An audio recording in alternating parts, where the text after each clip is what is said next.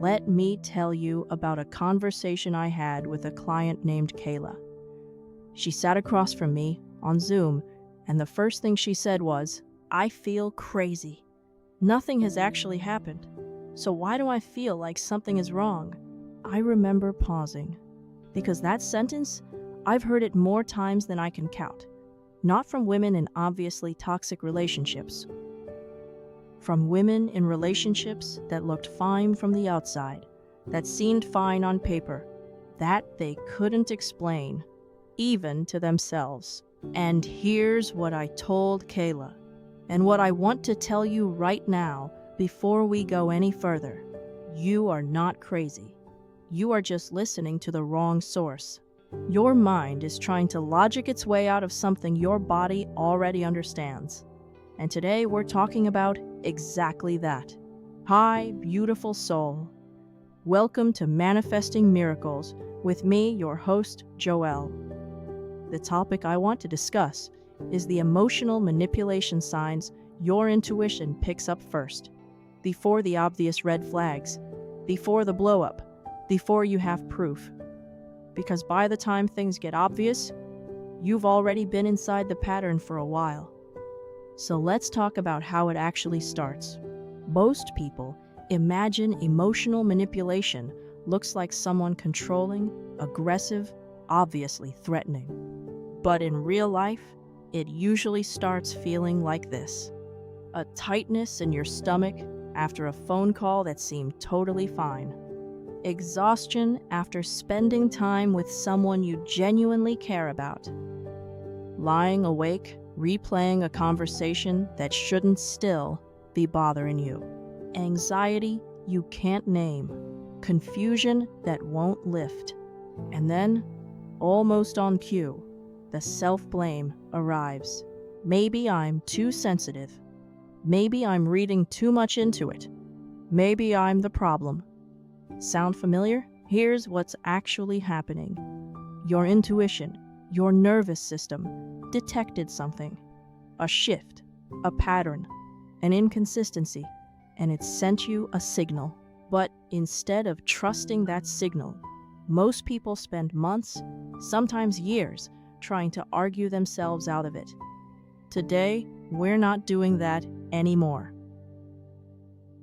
Let's go over the 5 signs of emotional manipulation your intuition detects first. Sign 1. Inconsistency that makes you feel like you're chasing something you can never quite catch. This is the one that hooks people hardest and keeps them stuck the longest. Because inconsistency doesn't feel like a red flag at first. It feels like a puzzle, and puzzles make you want to solve them. Back to Kayla. When we started unpacking her relationship, she described her boyfriend as amazing when he's in a good mood. He'd text her constantly for days. Good morning messages, inside jokes, making plans. She'd feel completely secure. And then, out of nowhere, he'd go quiet. One-word answers, suddenly distant. That warmth, just gone. No fight, no explanation, just withdrawal. And Kayla would immediately start scanning. What did I say? Did I do something? What changed? She wasn't examining the relationship anymore. She was trying to restore it. That's the trap. Emotional manipulation takes your focus off the pattern and puts it on the repair work. You stop asking, "Is this healthy?" and start asking, "How do I get us back to the good part?" Your intuition picks this up immediately. That unexplained anxiety, that unsettledness, it's not paranoia. It's your nervous system saying, "I can't relax here." The ground keeps moving.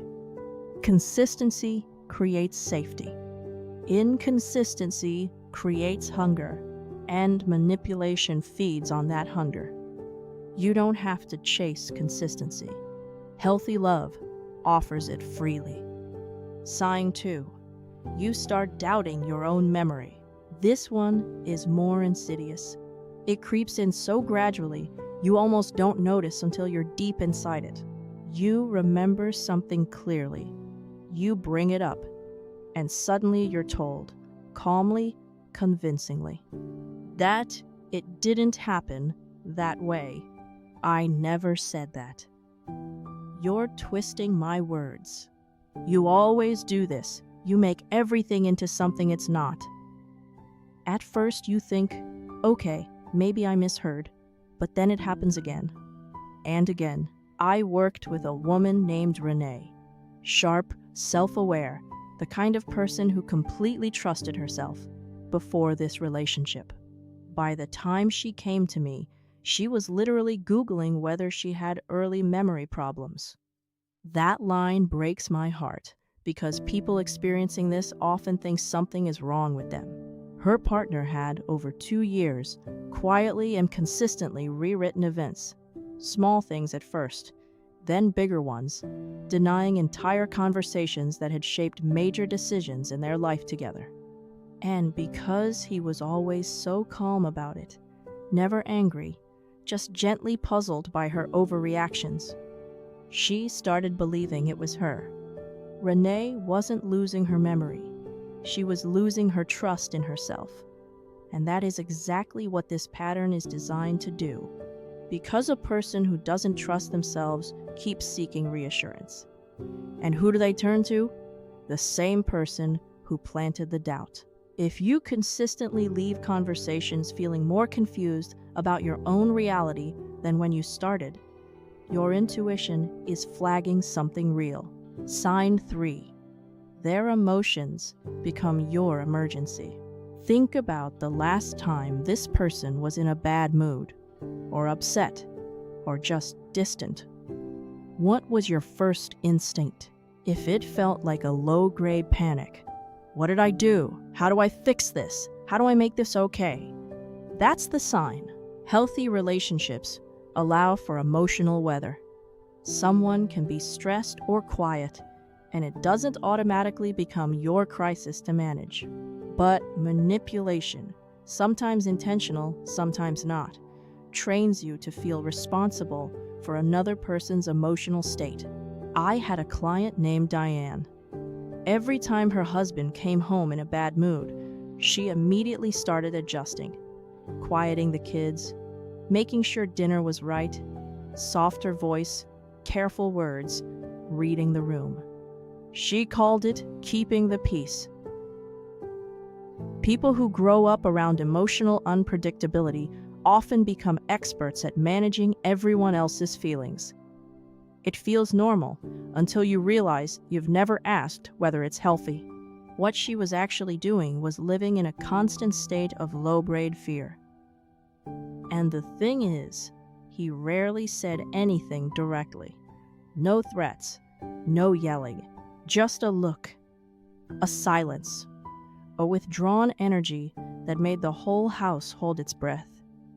That's emotional pressure, and it's manipulation even when it's completely quiet. Your intuition feels that tension before your brain names it. That anxiety for no reason, there is a reason. You've been conditioned to prevent an emotional outcome that was never your responsibility to prevent. Sign 4. Guilt shows up every time you have a need. This one hides well, because it often sounds like love. After everything I've done for you, I just thought we were more important to you than that. I guess I care about this more than you do. These aren't explosions. They're small, targeted weight drops. And they work because the people who end up in these dynamics are usually the most empathetic ones. They tear deeply. They don't want to cause pain. So, when guilt enters the room, they fold. They apologize for having a need. Kayla told me at one point, I stopped bringing up certain things because it always somehow ended with me comforting him. She would start a hard conversation with a need. By the end, she was the one apologizing and reassuring him. If you've ever walked away from a conversation wondering how you became the one saying sorry when you were the one who was hurt, I want you to pay attention to that. That confusion matters. That reversal isn't a communication style. That's a pattern. Over time, you stop expressing your needs at all. You get smaller inside the relationship without fully realizing it's happening. Your intuition feels this as a slow suffocation, that sense that you're disappearing. That's not love. That's containment. Sign 5. You feel more drained than filled. This is the most dismissed sign I see. Because people think unhealthy relationships have to look a certain way. There has to be yelling, something you can point to. But sometimes it's just this. You spend time with someone you love. Nothing bad happens. No fight. No obvious moment. And you come home feeling like you ran a marathon. Empty, flat, tired in a way sleep doesn't fix. I worked with a woman named Claire. 3 years into a relationship with someone who, on the surface, was a good partner. Present, considerate, never raised his voice. But every conversation eventually circled back to him. His stress, his problems, his fears. And Claire, who is naturally a nurturer, would give. Fully. But when she had hard days, when she needed to be held for a minute, the conversation would somehow subtly shift. He'd relate her experience back to his own, or grow quietly uncomfortable and change the subject. She didn't feel heard. She felt useful. And that distinction matters enormously. People who are naturally nurturing often miss this sign because they're so focused on being supportive. But even the strongest people need relationships where they get to put their burdens down sometimes. Relationships are supposed to be an exchange, not a transaction, but there has to be some flow in both directions. If you are consistently the one giving, listening, soothing, stabilizing, and you are not being seen in return, your nervous system will tell you through exhaustion, through that quiet, inexplicable flatness. That's your intuition, not drama, just a persistent, honest signal. Something is off balance here. Now, here's what I want you to do with all of this. Not panic, not make any big decisions tonight. Just observe. Stop explaining away your discomfort. Stop performing certainty you don't feel. And start asking a different question. Not, what if they change? Ask, what has this relationship consistently shown me? Your intuition doesn't respond to potential. It responds to patterns. And repeated patterns are answers, not coincidences.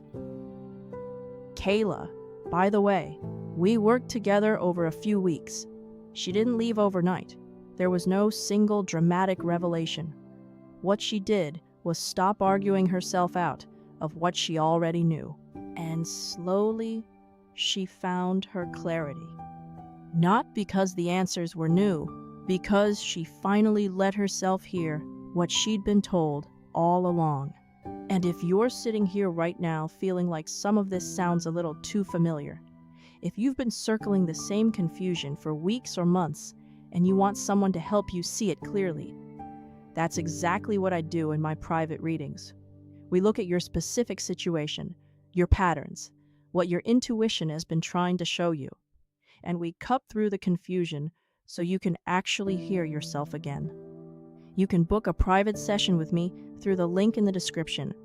I'd love to sit with you at it. If this video resonated, tell me in the comments, what part hit you hardest? What are you sitting with right now?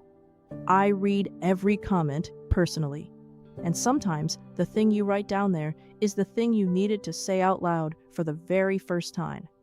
And if someone in your life keeps explaining away their gut feeling, send this to them. Sometimes people just need to feel less alone in what they're already sensing. YouTube thinks you will like this video next. Let's see if they are right. I'll see you in the next one.